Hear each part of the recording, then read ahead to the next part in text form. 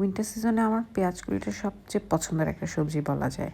সাথে ফুলকপি, বাঁধাকপি তা তো থাকেই। কিন্তু পেঁয়াজ কলিটা আমার মনে হয় যে সব খাবারের সাথে আমি দিতে পারবো।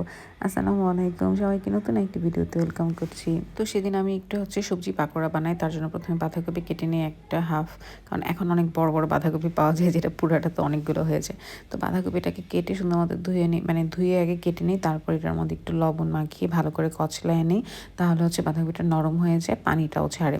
এরপর এর মধ্যে আমি পেঁয়াজকলি দিই আর গাজর দিই। আর কোনো সবজি ছিল না, তাই এই দুটো সবজি দেওয়া হয়, সাথে অনেকগুলো ধনেপাতা, কাঁচামরিচ, পেঁয়াজ। এখন দিয়ে দিলাম হলদি গুঁড়া, মরিচের গুঁড়া, ধনে গুঁড়া, জিরা গুঁড়া, আর একটু আপনি চাইলে চটপটির মশলাটা দিতে পারেন। আমি দিই, কিন্তু আজকে দেওয়া হয়নি। এরপর এখানে আদা বাটা দিলাম, রসুন বাটা দিলাম, ও পেঁয়াজটা লাস্টে দিচ্ছি, আমি আগে বলে ফেলছি। এরপর এখানে আমি আটা দিয়ে দিছি আর ময়দা, সরি, চালের গুঁড়া ইউজ করছি। আটা দিয়ে দিছি ধরেন এক এক কাপের মতো, আর চালের গুঁড়া দিয়ে দিছি হাফ কাপের মতো। তো এখন একটা লাস্টে ডিম দিয়ে এগুলোকে ভালো করে মাখায় নিব। একদম যেহেতু বললাম বাঁধাকপি থেকে একটু পানি ছেড়ে দেয়, মানে কচলানোর পরে। তো আপনি চাইলে আরও আটা যদি আপনার মনে হয় যে লাগবে, আপনি অ্যাড করতে পারেন। আমি একটু মুচমুচে টাইপ পছন্দ করি, মানে বেশি সবজি সবজি থাকবে, আটা আটা থাকবে না, তখন আমি বেশি আটা আটা দেই না। আর আপনি যদি মনে করেন যে একটু আটা মানে একটু বেশি দিবেন সাথে, তাহলে ডিমটাও বেশি অ্যাড করবেন, তাহলে খেতে একরকম হয়।